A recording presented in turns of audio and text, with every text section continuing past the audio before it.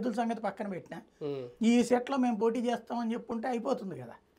అది చెప్పడానికి కూడా పవన్ కళ్యాణ్ని చంద్రబాబు ఆపారంటే లేదా పవన్ కళ్యాణ్ భయపడి ఆగాడా, ఇదంతా అయ్యాక మనం చెబుదాంలే అని తెలియదు. అక్కడ 94 మంది అభ్యర్థులను ఎట్ ఏ టైం ప్రకటించడం అంటే తెలుగుదేశం పార్టీ తన అభ్యర్థుల వరకు ఫుల్ ప్రిపేర్డ్గా ఉందన్న అర్థం.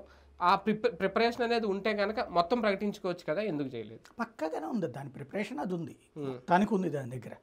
కాకపోతే ఏంటంటే దశల వారీగా పెడతాం, మొత్తం ఒకేసారి కవరేజ్ రాదు కదా, దశల వారీగా పెట్టుకెళ్ళాలన్నట్టు చూస్తున్నారు. ఇప్పుడు దీంట్లో ఏంటంటే రేపొద్దున మీడియా కవరేజ్ అయితే వాళ్ళకి అనుకూలంగానే ఉంటుంది. ఇప్పుడు ఇందులో ఏంటి 18 మంది ఇద్దరు కలిపి కమ్మ సామాజిక వర్గానికి ఇచ్చారు సీట్లు, 18 సీట్లు.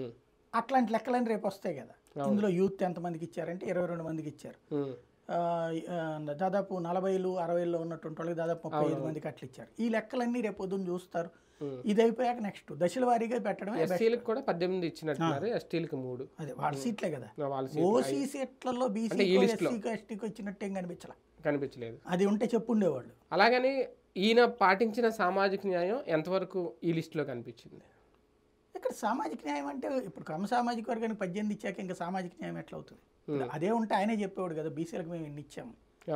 ఇప్పుడు వీళ్ళు ఇచ్చినటువంటి బీసీలు క్లియర్గా చెప్తున్నారు ఇన్నిట్లో ఇంతమంది ఇచ్చామన్నటువంటిది.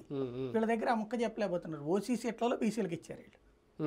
అట్లా వీళ్ళు ఓసీ సెట్లో బీసీలకు ఏమి ఇచ్చారు?